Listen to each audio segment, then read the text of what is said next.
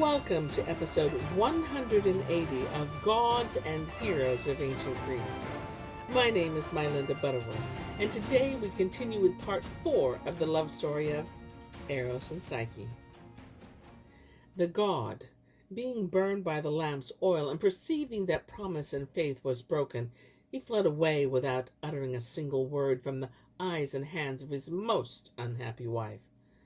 But Psyche fortunately caught him by his right thigh as he was rising and held him fast as he flew about in the air until such time grew weary and let go and fell down upon the ground. But Eros followed her down and lighted upon the top of a cypress tree and spoke to her angrily. "O Psyche, consider how I ignored the command of my mother, who willed me that you should be married to a man of base and miserable condition, did come myself from heaven to love you, and wounded myself with my own weapons to have thee to be my wife. And did I seem a beast to you, that you should want to kill me, who loved you so well?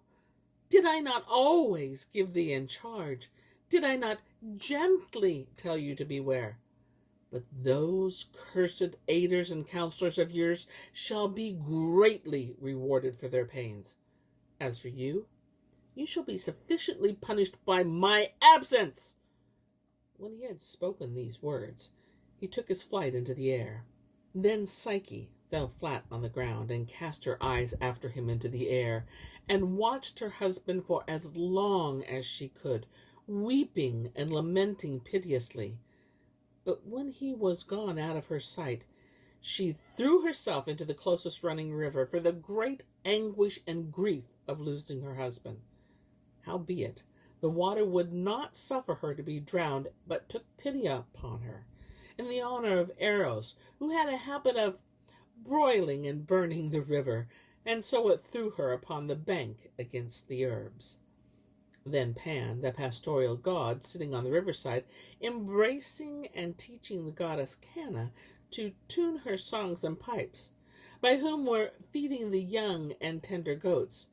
After that he saw Psyche in so sorrowful state of mind that he endeavored to pacify her, saying, "O fair maiden, I am a rustic and rude herdsman, howbeit by reason of my old age, expert in many things.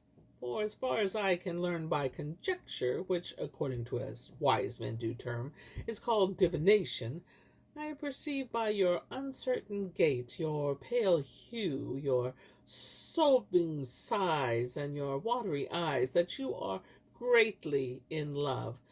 Wherefore hearken to me, and go not about to slay yourself, nor weep not at all, but rather adore and worship the great god Eros, and win him unto you by your gentle promise of service." When the god of shepherds had finished speaking, she gave no answer, but made reverence to him as to a god, and so departed. After that, Psyche had wandered for a time. She managed unaware to come to a city where one of her sisters dwelt, which when Psyche realized where she was, made sure her sisters knew of her coming, so that they met together.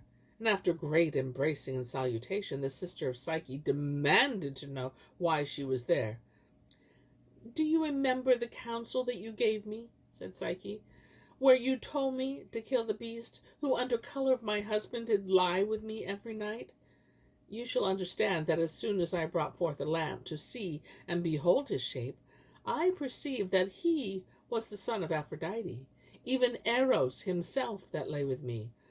Then I, being overcome with great pleasure and desirous to embrace him, I could not control my delight, but alas! By evil chance the boiling oil of the lamp fortuned to fall on his shoulder, which caused him to awake, who, when he saw me armed with fire and weapon, said, 'How dare you be so bold as to do such great mischief? Depart from me, and take such things as thou didst bring, for I will have thy sister, and named you to be my wife, and she shall be placed in my felicity.' And by he commanded Zephyrus to carry me away from the bounds of his house."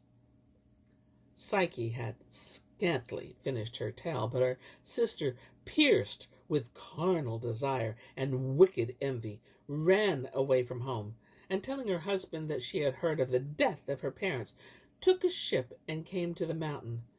And although there blew a contrary wind, yet being brought in a vain hope, she cried, "O Eros, take me, for I am a more worthy wife, and you, Zephyrus, bear down your mistress." And so she cast herself down headlong from the mountain. But Zephyrus did not care for the sister, ignored her, and let her fall to her death, being broken apart by the rocks, whereby she made a prey to the birds and wild beasts, as she worthily deserved. Neither was the vengeance of the other delayed, for Psyche, traveling in that country, fortuned to come to another city, where her other sister did dwell, to whom, when she had declared all such things as she told her first sister, she ran likewise unto the rock, and was slain in a like manner. Then Psyche traveled far and wide, searching for her beloved husband Eros. But he had gone into his mother's chamber, and there bewailed the sorrowful wound which he caught by the oil of the burning lamp. And here is where I end my tale for today. But I'll be back with more tales. Many more tales. Until then, my friends, enjoy the journey.